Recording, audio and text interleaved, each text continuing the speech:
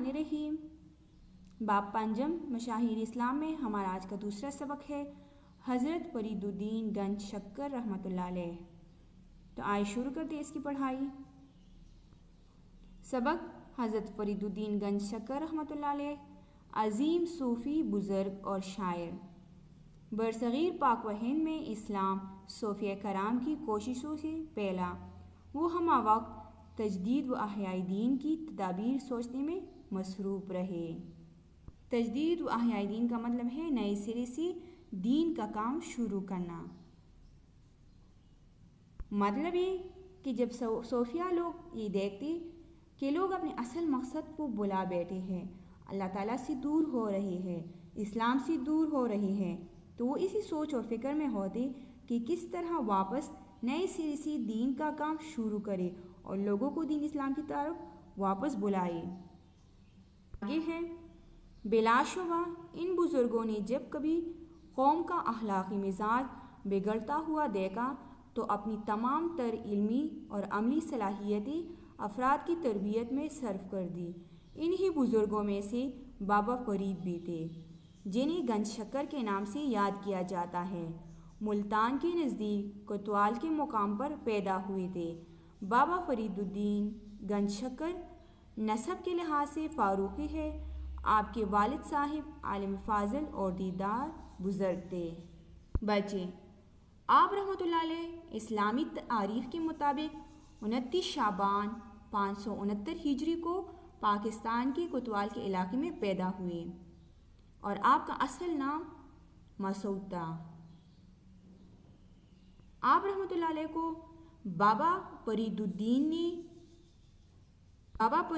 अता ने फरीदुद्दीन का लक़ब दिया।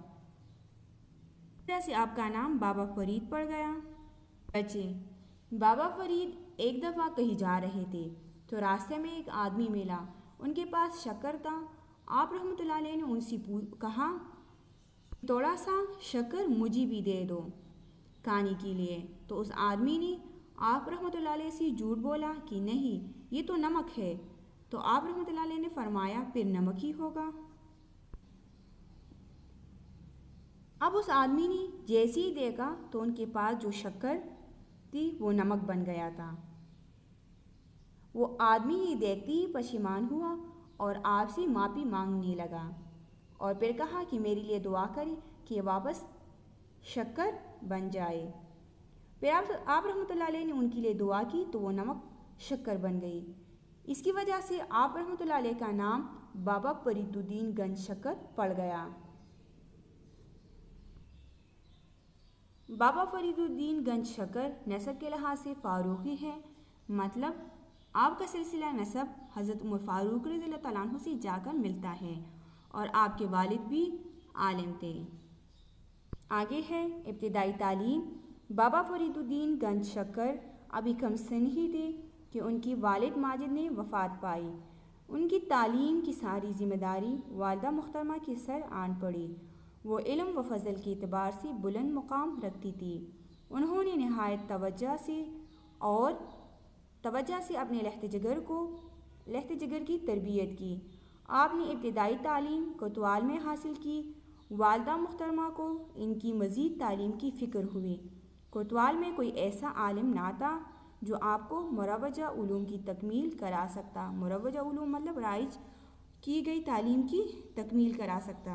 बच्चे ये बाबा फरीदुद्दीन गंज शक्कर की वालिदा की तालीम से मोहब्बत थी कि बाप के मरने के बाद भी आपको काम पर ना लगाया, बल्कि आपको इब्तिदाई तालीम कोतवाल में दिलाई।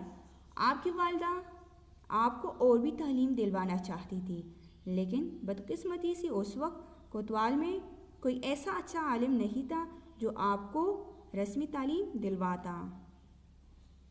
आगे है मुल्तान इन दोनों इल्म व दानिश का मरकज़ था। वहाँ बड़े बड़े नामवर उलमाए कराम मौजूद थे। चुनांचा बाबा फरीद गंज शक्कर की वालिदा साहिबा ने उन्हें मज़ीद तालीम के लिए मुल्तान भेज दिया। आप मिनहाजुद्दीन की मस्जिद में ज़ेर तालीम थे, जहाँ इनकी मुलाकात जनाब ख्वाजा बख्तियार काकी से हुई और वो उनके حلقہ ارادت میں شامل ہو گئے۔ بابا فرید گنج شکر اپنے مرشد کے حکم پر مزید تعلیم حاصل کرنے کے لیے قندھار اور دہلی چلے گئے۔ مرشد رہنما کو کہتے ہیں، پیر کو کہتے ہیں۔ آپ کی والدہ نے آپ کو ملتان بھیجا۔ وہاں پر آپ منہاج الدین کی مسجد سے تعلیم حاصل کر رہے تھے۔